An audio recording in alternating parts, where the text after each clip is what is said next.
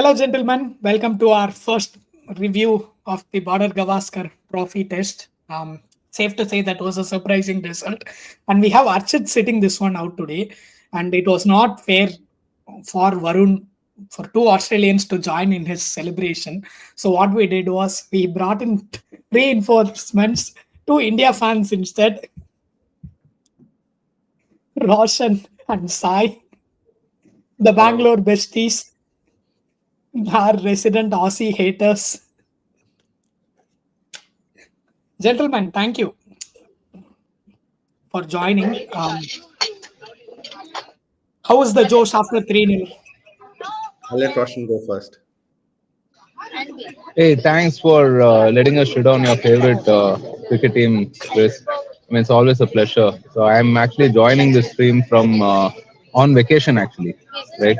So I'm near the Ganga, if you guys can see. Wow. It's a very auspicious place and a great place to like do what I'm about to do. So yeah, Funny how I don't on want November to. 19 we were sitting next to each other, and when I asked you to do the podcast, you wouldn't. Now you have no problems joining all the way from the Ganges. Like I said, never miss an opportunity to shit on Australian cricket. So yeah, go ahead, Fair. Sai. Chris had moved to the UK and he's all Gangesing the Ganga. I knew I Yeah, was that's what expecting that. I also was like Ganjasa. Like okay, Yeah, that's how anyway, we roll here. thank you for having me, Da. Thank you for having me. There's like it wasn't great, no, like the 3-0. So like I was also quite disappointed about like everybody was quite disappointed with that. But what happened after that was even more like I don't know, like a lot of people thought that suddenly a generationally good sort of like cricket team just suddenly went bad. And everybody's like saying, I religiously watch the Sky Cricket podcast with like Atherton and Nasir Hussain. I love them. And everybody was like, nah, this is not going to happen. Nobody's they're not going to be like competitive. Simon Dool was on there, and like almost everybody like all of your YouTube sphere and all of like cricket sphere was like, nah, like this ain't happening. India's not going to do anything. It's all gonna like go downhill from here. It may be like 4-1 or 5-0. And they forgot that it's been like 10, 11 years since Australia has won the Border Gavaskar. And that doesn't happen. This is a quality team, with, and it has to be said, with a generational fast bowler. And you've let him lose on like a track in which you are not playing that well, and then you're acting surprised. Yeah, so I was talking to this Australian friend of mine, okay, and he was telling me that it's the greenest pitch at Perth that he's ever seen. Okay, and we're talking about 25, 30 years types, right? And so, I mean, props to the Aussies at least, right? I mean, you know, they at least don't like fuck around with the pitch and this and that, whatever, right? They play to our advantage, thankfully. So, I know, right? It's almost like we were repaying some favor from a year back where you did the same. For one test match, huh? No, one all important Talking about the ODI. World Cup. So like, and I think that, see, like especially limited over matches, right? Bad days are bad days are a given. The only thing, the only, and that's why we love watching test matches, right? Test, and especially a 4 match or a 5 test match series, there is an arc of redemption. Like you can start somewhere. Like from 36 all out, you can go and like smash the Aussies at the Gabba, and like leave them, and leave Aussie fans like sitting there wondering what has happened. But that can only happen when you play 4 or 5 test matches. And there is like what like I was thinking about this some time ago. Even 3 test matches are fine, but 2 test match series are an incredible waste of time. And South Africa, with a remarkably good team, tend to play those because there's money problems, and like they need, like for example, Sri Lanka with South Africa is going to start, I think, tomorrow, 27 November. And fun fact, Sri Lanka is the only team that has beaten South Africa. Sri Lanka is the only subcontinental team to have beaten South Africa in South Africa. And it was a 2-match shellacking that they gave, when I think one was Kusal Pereira smashing them, unbelievable innings, and then they didn't know how to play Rangana Herath. I think, if I remember right. So the thing is that what this 5-match series does is it gives everybody. So you can't be like, I had one good day. You can't Travis It Head your separates the boys from the men. Basically. Let yeah, me talk like exactly. Ravi Shastri. Yeah, you can't like Travis head your way into like find like three balls. Actually, a better example is Yusuf Pathan.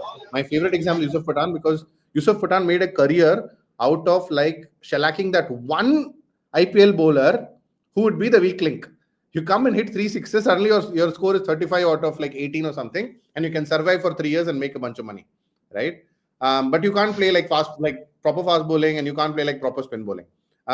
Not to like shit on him, but I'm saying that test matches don't allow you that, and that's what Australia have been found out. Australia have been found out because they underestimated not Bumrah.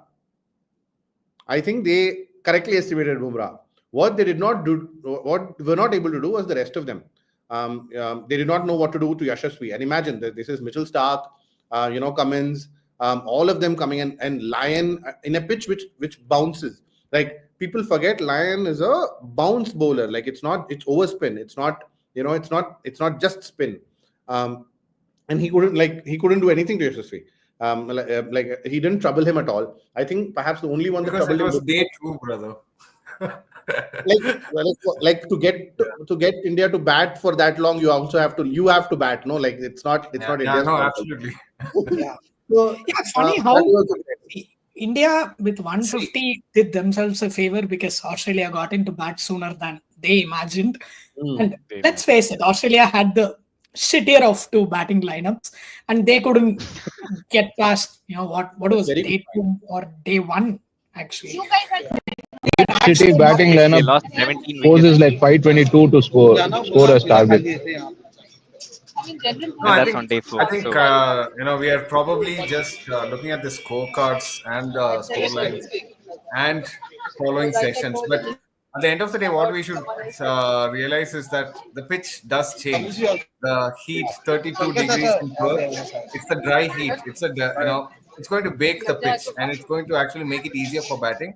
Of course, the Australian batting lineup is actually not something which justified the baked pitch, and they didn't actually make use of it as well, except for a couple of flourishes from Travis Head, Mitch Marsh in the second innings. But other than that, overall, I feel that I'm firstly not surprised. I don't know why everyone's I'm not surprised either. Exactly. Everyone's thinking of this as something like India has come back from a 0-3 loss against New Zealand. India are expected to do well in Australia. First, let's face the facts. Because Australia, over the last 10-15 years, they have been really welcoming hosts, in terms of welcoming India. Always the first test either starts in Adelaide or, somewhere where it is really helpful for visiting batters. Virat Kohli will actually slam a couple of centuries and get to form and things like that. But this is the first time in a long time where they've actually started in Perth. The Gabba is a fortress because of a reason. The visiting teams always start in the Gabba, right?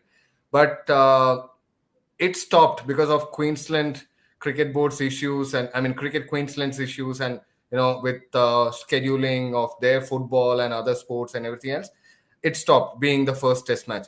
So when it comes to Perth is not where we are winning for the first time either. There was a time when Sean Tate, a guy called Sean Tate, was really hyped up. Yeah. I remember that. And everyone's like, this is going to be just all blood on the pitch right now with Sean Tate and all the Australian fast bowlers in Perth. Exactly. Like, Australia lost that test with the best batting lineup they had at that time. And Sean So Tate. this is not surprising in any way that Australia lost a test match in Perth. I wouldn't be surprised even if they lose in Adelaide with the pink ball, with the ball doing so much towards the twilight. I don't think Australia has ever lost a pink ball test. They've never lost a pink ball test. They've not. But they've also never they've not had lost. Bumrah come in. And see, like, Siraj is a great support bowler, right? And he comes on his own on certain things. Siraj with a pink ball is a completely different thing altogether. He doesn't move it much. That's the problem, because you can't leave the ball. He's not moving it much at all. And so with Shami, you can move. Okay, so this is pitched here. Maybe this is going to move too much. Let's let it be. You can't do that with Siraj. He's not that skillful, and that's what makes him that more dangerous on with the pink ball. Bumrah is dangerous any which way. Like you don't know what's happening basically. So like if like I was like my only thing was imagine if Shami was there, and Shami has a grudge, right? Like he almost bowled us to the World Cup and came against Pat Cummins. So now like I would imagine that if he was playing, he would have come with like he would have landed with like okay, I'm gonna like give it back a little bit. Yeah. Actually, on that note, right? Sorry, Yeah, go on. Rowan, go ahead. Mohammad Shami is actually available for the next test onward. So he's going to be one of our premier bowlers starting the pink ball test. And it's going to be interesting. From one end, it's Bumrah, and the other end, it's going to be Shami. Along with, you have the likes of Harshit Rana and Akashdeep, who can also swing the ball well. Yes. So it's going to be a pretty good bowling lineup for India ahead of the definitely. Adelaide test. But Varun, it could also be argued that it played well that Shami was not there. Shami is a bit of a skidder. And like it could also, the case can also be made that perhaps we got the correct, team by mistake. Rana hitting the pitch hard, which was what he was supposed to do. He, like the what is the brief? The brief is go in there, dig it in, right? And he did it. Yeah. Many did it, and I think that also has now given us, and this is incredibly important. I'm a little bit frustrated with the impact player rule in the IPL because we are not getting the fast bowling all rounder. We get the spinning all rounders because all of these fellows can bat. Like we'll have like one guy who like learn on Rajkot and like patas and like will turn up. But the thing is, we don't need those. We have those, and like in the IPL, we can give them a lot of like space to grow because you're only bowling 4 overs. You get the crowd atmosphere. You're not getting like your bodies will not get bummed up. But the thing is, like if we are able to give more chances to the fast bowling all rounder, there's a bunch of them. There was Rajvardhan Agarkekar, CSK. Now he's not in CSK. I think he's been picked up for somebody else. Yeah, he's been picked up by MI, I think. Yeah, so there are lots of these kids who are like genuine, hitters. Plus the fact that they can, they can bowl like 140, 130. We need those about people. The all-rounders here, Nitish Reddy made an amazing debut. So he did make sure that he's seen in the, amidst the brilliance of Bumrah and all that, that 41-run stand in the first innings and another blistering knock of about 37 odd when Kohli was at the other end. He started going for sixes, right? So he started going for runs. He attacked the bowlers. That kind of put the pressure back in the Australian lineup. I think. But Varun, after the first innings, yes, that would have been the thought that Australia fans like me and Gandalf would have had, right? Restricting India to 100 instead of 150 would have totally changed the momentum of the game and whatnot. But looking how toothless we looked since then, both in India's innings, in our own innings, I'm actually struggling to, understand how much of a difference it would have been at the end of the day, because the difference in quality between the two sides was just so staggering. It was visible, very visible. This test match actually, the way it flowed for me, it was actually reminiscent of how the Ashes as a series flowed last time in England. Like they started with a bang, you were like 2-0, wow, we are now closer to regaining the Ashes and things. Retaining the Ashes or regaining whatever it is, winning the series at least. Winning in But India. then the next 3 matches were a complete washout. They were cooked. Rain saved us in Manchester. 2 tests, England won it from positions where they could have actually lost those matches. Australia just gave it away. Yeah. Just like And that. They didn't show up in And those 2 test matches. And the Johnny Bairstow incident also added fuel to the whole. It can also be argued. It can also be argued that England gave away the first couple of test matches. There was a really silly first day declaration. First test. And like there is bravado and there's stupidity. Right? You don't. That's the side about baseball, right? It's pretty much it characterizes the. Exactly. The way Baz McCullum or players like Glenn Maxwell or this hit and miss kind of players. It just is reflective of that philosophy, the whole baseball philosophy. It either works or it doesn't, and it can look completely stupid, right? So it becomes a caricature of itself. They start believing their own BS. which is sometimes what you see with the England team. Like I have no qualms. Like I enjoy watching them. But the thing is that sometimes like you have to stop drinking your own Kool-Aid, right? You have to understand that like you're coming up against like on a like for example the tour of Pakistan. Like these are incredibly weathered Pakistani spinners. Yeah. These people have played these pitches for as long as they come. They play for banks, they play for like the railways. These are like almost do you remember Michael Klinger? Some of you might, Yeah. right? Yes. Yes. Like Michael Klinger, I'm ashamed of you, Chris. Michael Klinger, Australian, he's a legendary. Yeah, he played his first game for Australia 36 in a T20 series, and like he's a domestic giant of the game. Giant, He should have. In fact, he was knocking doors for a long time. Couldn't make it. Absolute giant, and now he coaches, I think, Manchester Originals. Anyway, so these are the kind of people who will sort of like get these chances and wait for these chances. This is the kind of bowlers they were, and trying to go after them was silly. Nobody, like they were not trusting their defense. And one thing to say is that they don't trust the defense because they don't have one. And so, like they're going to New Zealand day after tomorrow, 28th. The tour begins.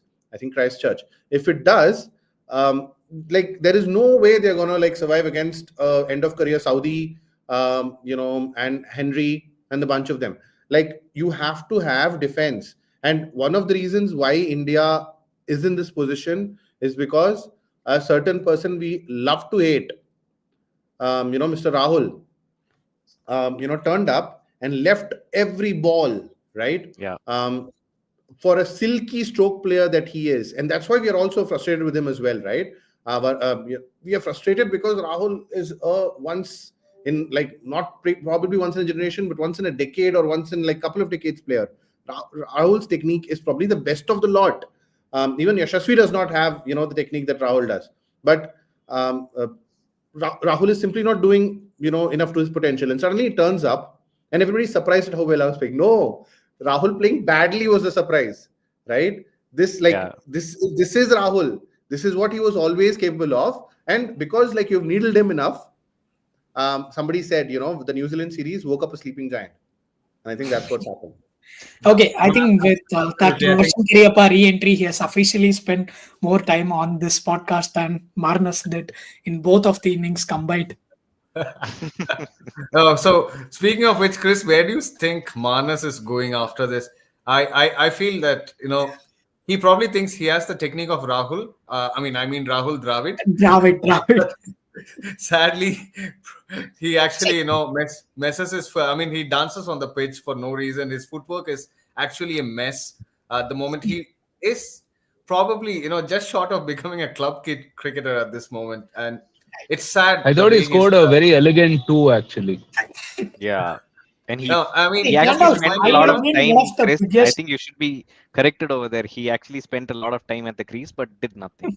2 of 52. He was actually trying to emulate Rahul Dravid from back in the day. No, in fact, he actually gave a statement in the presser before the match, in a pre-match interview or something, that he wants to be the same thorn in India's flesh as much as Pujara was last time for them, and he wants to do a Pujara. Yeah, but he instead became a pain in everyone's. See, I am somebody who has been critical of Marnus from when he was averaging 60, right? I think he has this, at this point, it's common knowledge, but I tweeted like 3-4 years back that this guy is crazy lucky. Like nobody has seen this streak of luck in cricket that Marnus has gotten over the years, and including in this test match that followed. What's happening is he hasn't been able to capitalize to a degree where his average has dropped from 60 to 48 in a matter of 2-3 years. I really can't put my finger and say this is what is going wrong with Labuschagne, because he was overperforming in the first 2 years of his career. I don't think he's cricket. The problem is that luck is something which everyone has. Especially players like Labuschagne, Smith, Kohli, the first 15 to 20 balls, they can get out any moment. I mean, they're shaky starters. Let's face it. And everyone has those. It's about how you play after that. So I think that's where players who are like tentative starters like Michael Clark, or I always take Michael Clark because I'm a big fan of Michael Clark, because he just goes for those runs. He's defensive, yes, he's a ground stroke maker, but at the same time he'll always keep the scoreboard going. Yeah, And I he thought won't our like strategy was terrible in this test match. We were yeah. too slow for our own good. Like, just I be mean, more proactive. we got So I have a two quick point small to Khwajas add on opening that. the batting for Australia. Yeah, Roshan. Like you got Nathan McSweeney, who plays like probably Ed Cowan on steroids, maybe. Like he's taking forever, and I don't blame Nathan McSweeney. He's a debutant. We should probably not throw him under the bus. But at the same time, you can't have. This is where I actually miss David Warner or somebody like that, Yeah. who can actually up the ante a little bit, Yeah. take the attack. There was Play no counter puncher cross-pattern except shots Fred. against Exactly. Bumrah. There was nobody to take the game on There against was no India or counter against puncher the bowling except lineup Fred, of and Fred came Bumrah. too late. Now you And have to came in wait too late. until number 5 for someone like Travis Head or Mitch Marsh to arrive to take the counter punch. The problem with David Warner's absence is he complemented Kawaja perfectly, right? Yes. With Yeah. David Warner out, Kawaja he looks actually, like a shadow of his former self. Like, he is no longer. He is supposed to be that thorn in India's side, not Warner's, obviously. Yeah, the other not thing also is Marnus. that Khwaja is extremely important to this side, right? Um, why? Because Khwaja is a stocky sort of like, I'll block you till the world ends sort of player. He's very irritating. Very Dean Elgar type, right? Yeah. Dean Elgar is very irritating. Like the thing is, That's the Yeah. biggest compliment to Tires any the bowlers out. exactly, very irritating opener. And you see him and you're like, this guy, right? And like Khwaja is like that. He can play that game. The thing with that is that even for Indian openers, it was very difficult in the first like hour and a half. But the difference is Bumrah. Because you're constantly under the cosh with this 1 over, you think that, okay, let's try to take some singles off Siraj. But he's, as I told you, like Siraj is very tricky. Like you have to be very careful with him because he looks like he's like the lesser of these two. He's not. Like he'll just come at you constantly. There, like Vernon Philander was like that. Vernon Philander was a annoying bowler because you have to play him all the time. Like you can't leave.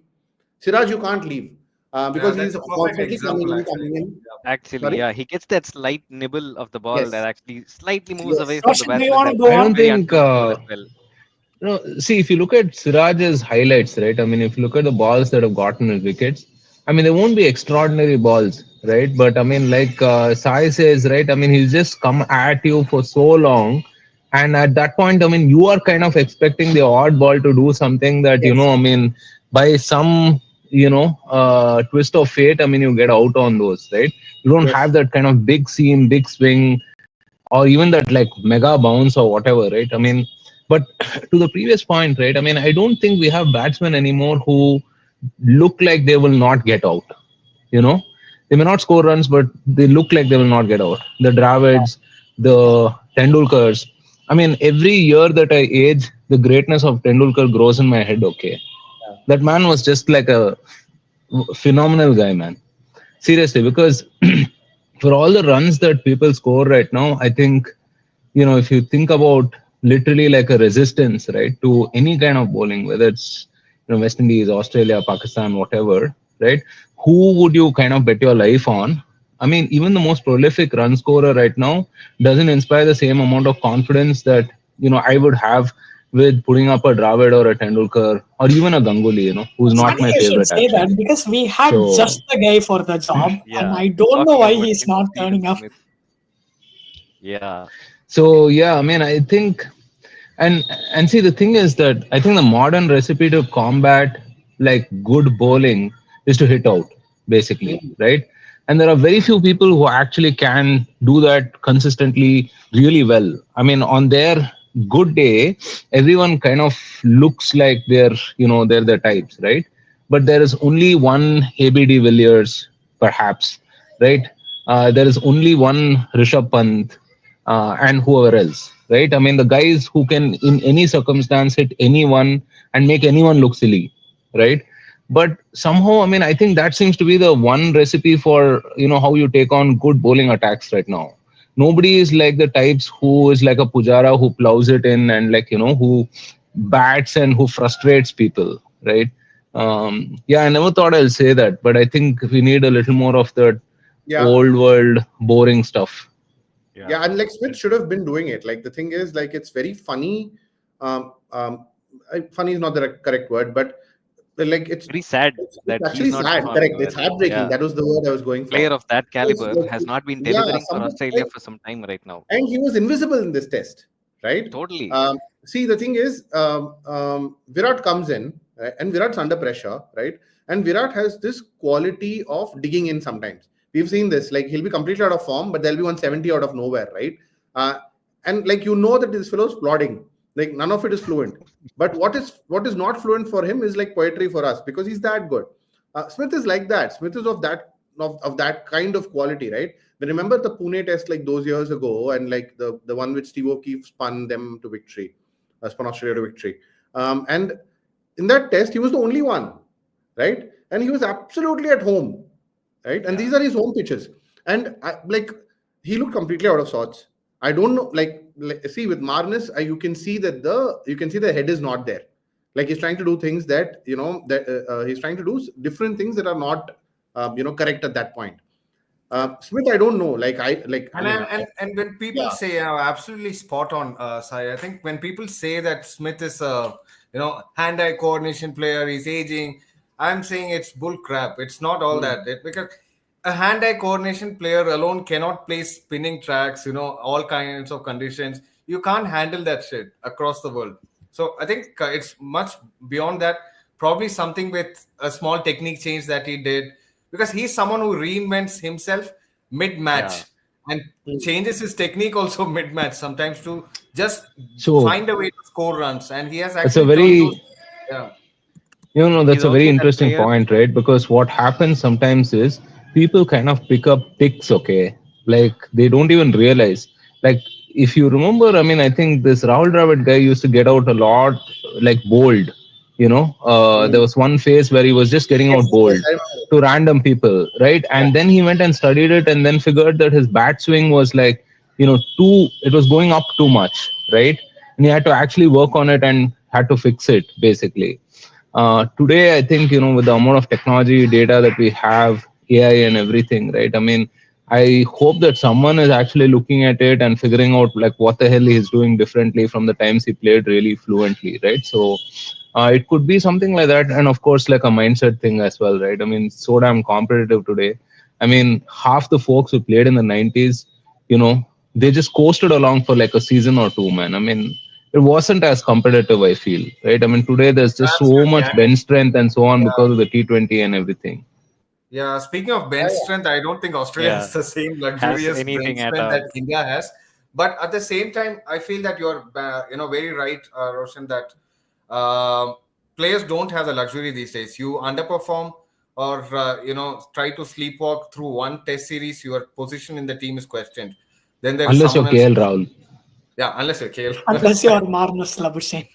Yeah, unless you're Honestly, Manus Labuschagne or KL Rahul, or even I don't know. I sometimes question even Usman Khwaja's. Sorry, not Usman Khwaja. Sorry, he's probably one of those guys who is actually doing decently yeah, over the last. Khwaja does well. There's been Yeah. no series in which Khwaja does not have a score. Like he'll always have a score. Yeah, no, but I think overall, I feel that this whole batting lot, there are not too many people knocking the doors right now in the Australian domestic circuit. Yeah. That's the Yeah. major problem. Even if you look at the past couple of weeks where there was a lot of discussion around who will open the batting for Australia, it's not that they were actually trying to keep it a suspense for India. It's actually because they didn't know who will actually open. Because you had fair. Cam Bancroft, who was severely out of form over the last couple of seasons. He's just hit 100, out of nowhere, and suddenly has come back into the reckoning now.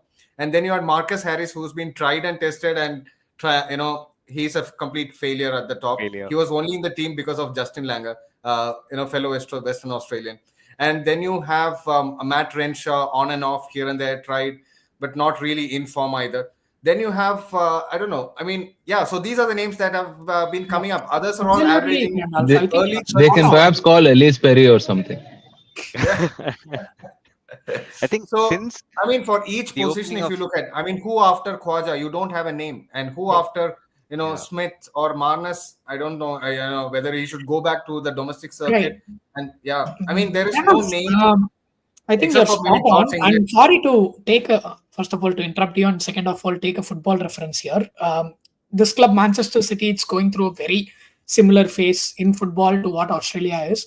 You have this stacked team that has been winning, Premier Leagues, walking into trophies like it had never been done before for 4 5 seasons, and all of a sudden this season they've had a string of 5 defeats that nobody saw it coming, and nobody is once again able to put a finger on what is going wrong. Then you realize, hey, these players have won everything that they have to win, and they have seen it all the highs and all the lows, and this whole fairy tale is complete. If you look at Australia before WTC, before retaining Ashes, before November 19, we were at our literally lowest point, right? And they had something to play for. There was a story, there was a narrative, and I Hunger. don't think between the lack of competition and lack of hunger, there is no incentive for them to go around tweaking things. You have a captain in Pat Cummins that we all celebrated like he was the greatest since, I don't know, Ricky Ponting or whatnot. I am still a Cummins fan, by the way.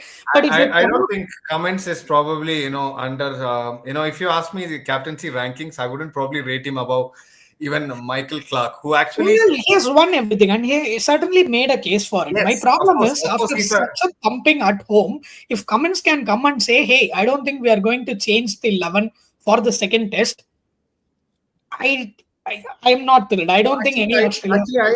I run counter to this. I don't mind this actually. Like Varun, sorry, you were saying something. yeah. So, sorry, a train of Sorry, I thought. got Uh, emotional. yeah, Both yeah, us yeah. got So, one, but joining on that emotion right now, Australia has been finding it very difficult to find a very good opener alongside Warner. So that particular void has been there, and right now in this test, both the alongside openers kind Kawaja, of you failed. mean replacing Warner. I mean, I was talking about Hayden and Langer, and then you yeah, had yeah. a Warner coming in, and there are no notable names for In, Australia in the in opening. fact, Varun, you are very right. There was a big phase where they were actually partnering different people with Warner, like Yes, Yeah, Cohen. You just yeah, remembered Chris Cohen. yeah. Rogers, Ed Cohen, and all these guys. A lot of these players started coming in, and that particular space was still a void. And right now both the openers failing, it's actually a pressure for Australia to find two good openers who can actually complement each other, one going for the shots and the other one just wearing the bowlers out. I think that's sort of an innings I was expecting from Usman Khawaja this time around, but it didn't come through really well, because maybe there is a debutant on the other end in Nathan McSweeney, and not a lot of I pressure don't on Yeah, that know. guy Like either. the difference between two sides is Bumrah. He is that Yeah, world class game changer. And in Australian Yeah, 11, man. you have them. Kawaja is supposed to be the counterpunch to somebody like Bumrah. Not For and happening. it's once, not like they're playing Chris Bumrah for is the first Khawaja time, took the right? better of. for It's once not Chris like is they're making playing him sense, for the right? Because look, I think, I mean, Bumrah is like a once in a generation player, man. I think, Yeah, if he plays another 3 4 5 years, I think he's going to go down as the yeah. best fast bowler ever. I mean, even 2 years, actually, even a couple of years, no question about it. Malcolm Marshall, no.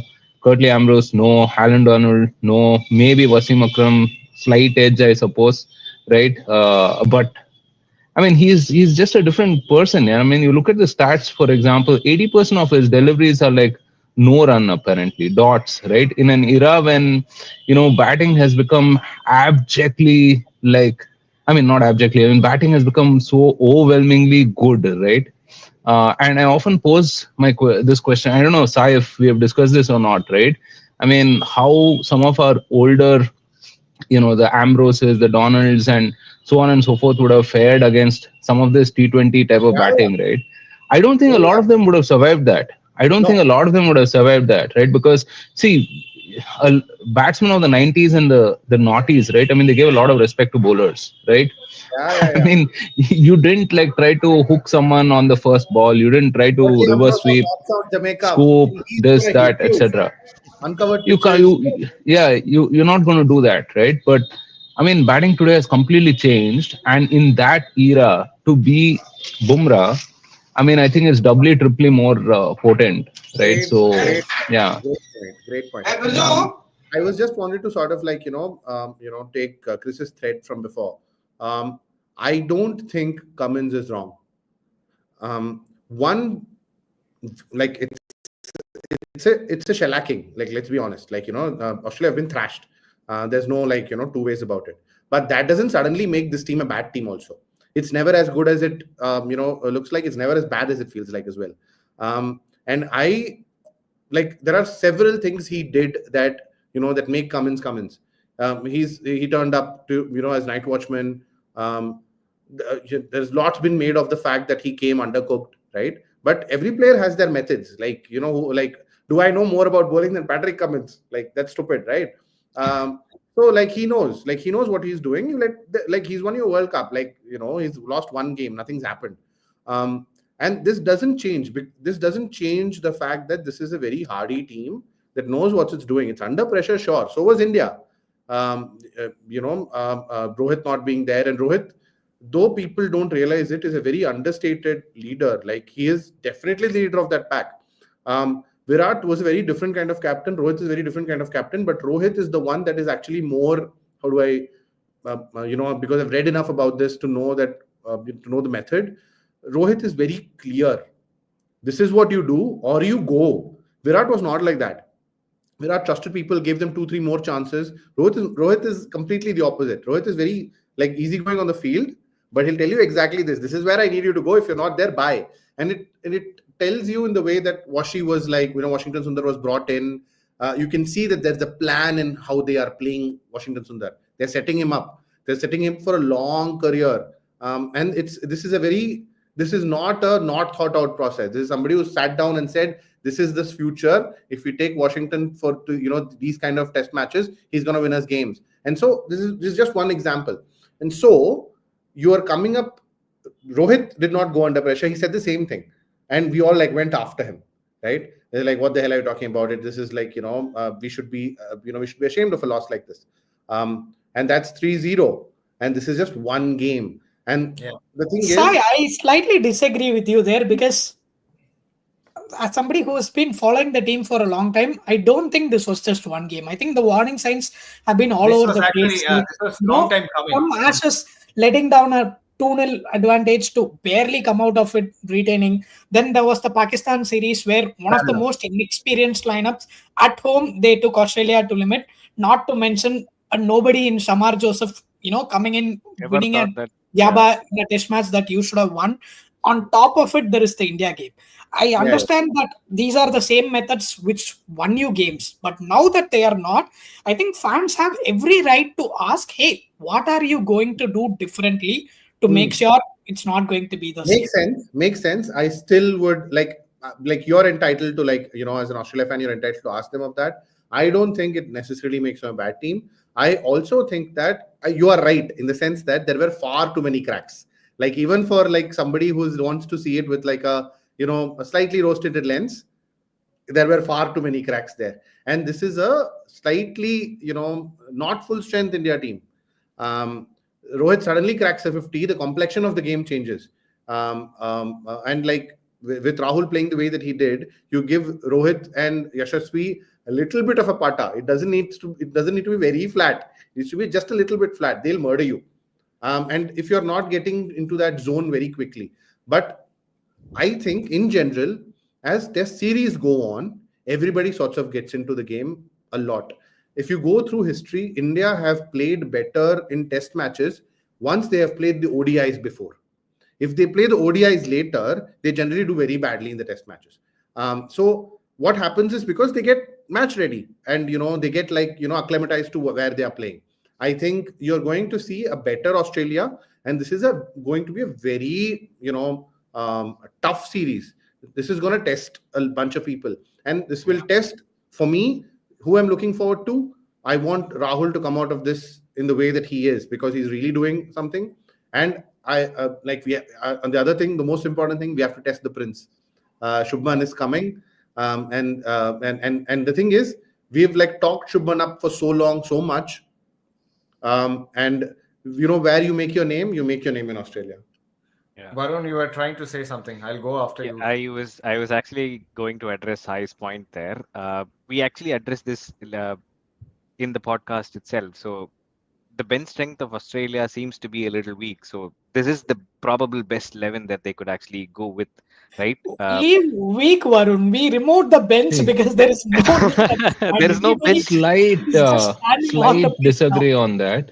Okay, I kind of agree with the size point here. I mean, if you look at the players, right, they're fundamentally good players. They would make the cut in perhaps most Mm. teams outside, Yes. right? Whether it is Stark or Marsh or Hazelwood or Cummins, also who I don't like because Chris likes a lot, right?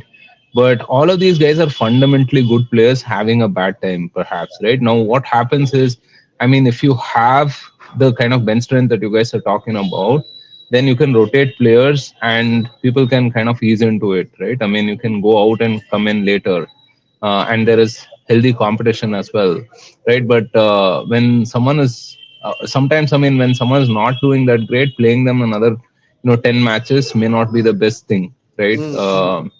So yeah, I mean, I think it's just a fundamentally good team that's perhaps having a Taking bad a time run. right now. Totally I agree think with that. On as much paper, as it's I'm one of the best teams. heartbroken, yeah, as much as I'm heartbroken, thank you, Varun and Roshan and Sai for the kind words. Yeah, But I actually sort almost of I think agree it's with you less. guys and disagree with Chris a little bit because I've seen teams worse, Australian teams worse than this, especially during the That's true. I'm transition. an entitled Aussie fan. Yeah, But I'll tell you something. I've seen Victoria teams better than this. yeah, I have. So yeah, so I think I've seen teams from the David Boone, Alan Border era, and also Mark Taylor era, and also during the transition after the great 2000s. After Ricky Ponting handed over the reins to Michael Clark, he had one of the worst teams in history. I mean, South Africa would come to Australia every other day and then beat Australia and then go walk away. And they were struggling at home. They were struggling against England at home also. There was a phase when they were doing that, where I think it was under Andy Strauss or someone. I mean, they were Yeah, yeah. struggling. So Michael Clark had one of the most challenging Australian sides where there was similarly a lot of talk around who's in the bench, who's not in the bench. They were trying to rotate Shane Watson O'Shea was playing in different positions for Manchester United. Shane Watson would just go from the top, opening the Yeah. bat to all the way to number 7. And finally, they decided, okay, Watson should now open the bat. And then Mickey Arthur gave them homework and all that shit happened, right? Yeah. So Like I have seen teams. very small comment. Watson was a fucking beast. Like he could do everything. Go on. Yeah, sorry. Yeah. Absolutely. Yeah. I mean, CSK blood. So, yeah. Yeah. So, Hey, I think we should do that next. Just pull the rug under from You know Roshan. what I'll rather do? Let's pick RC. Let's take RCB's playing 11 for this year and like look at how they are going to win any game. Yeah. Like two bowlers. We have two bowlers and West Bengal, and I don't know who this Hey. is. I don't know him. so We have a I head- Hey, feel, let's keep it anyway, civil here, please. Speaking of, I think post the RCB auction, you guys should like be more sympathetic to us. Post I'll every just- RCB auction. I'll just finish this point. I'm a RCB fan here out here, and I know that Watson is both an RCB blood as well as CSK blood. So Yeah. we'll give it. I'll just close with this. So I've seen Australian teams really worse than the current one. I think these are all really great players, except for some weaklings here and there. I think once Cameron Green comes back into the side, there is a bench for all-rounders, by the way. You have Bo Webster, who's really playing well in the domestic circuit right now. You have Aaron Hardy, who's actually as good as Cameron Green, and in fact was spoken a lot about in terms of replacing Cameron Green even when he was going through a rough patch. Then you have a lot of others as well in Western Australia and also South Australia as well. So, and the opening slot also, there are a lot of them coming up the ranks, like Teague, Teague Willie, who's actually a youngster. Probably by the time he turns 26, he should be like Matthew Hayden. And What's the name of that long-haired, pretty-looking kid? Made centuries just before. I think he's almost. Are you talking about Pukowski? Will Pukowski? Yes. Will Yes. Pukowski. Yes, retired. So, I mean, he's retired. I mean, he's unfortunately had a lot of concussions even in the Oh, wow. domestic circuit. So Okay. he's sort of tragically, for the bad for the game, but he's retired. I think he's doing a lot of commentary these days, and also tried his game with Victoria a couple of matches ago. So I mean, a couple of seasons ago, but I think last season he retired. So, He got a but hit yeah, earlier this year. you have a Anyway, lot I of think from players, what but Kamal I says, let I there let is still Chris. hope. I think there is some hope, but I let The Chris night close is this. darkest before One dawn. last comment, okay? Yeah. Yeah. I mean, something to consider is how little influence the coach has in cricket versus the manager has in football. Right. Like you mentioned Man City, and Pep is not my favorite. But then, I mean, if you look at like the kind of folks that he's produced, or Jose Mourinho or something like that, versus I don't know if the cricket coach can even tell the person to like wear gloves or something like that before they go to bat, right? I mean, Uh, Justin Langer tried yeah, that. He got thrown out by Pat Cummins. Yep. So, nothing. Yep. it's difficult. It's difficult. Yeah. Yeah. I want to see somebody write a book on the other side of Pat Cummins. Of course, I'm still his fan, but it'll definitely make for an interesting read. I'm pretty sure it's not all rosy and rainbows as we make him out to be. Thank you so much for joining, gentlemen. I hope Thank you. we can have some of you biggest Aussie cricket fan and Sai back after the ping ball test as well. This Yeah, was this was fun. This was yeah. fun. Call me anytime to shit on Australia, please. Actually, I didn't do that much of it. Actually, I was being charitable. Sai was being charitable. I mean, I don't know what's gotten No, into you did us. that. I made sure I didn't press start live stream until you got civil. Oh, we Thank got you. done with all the abuses.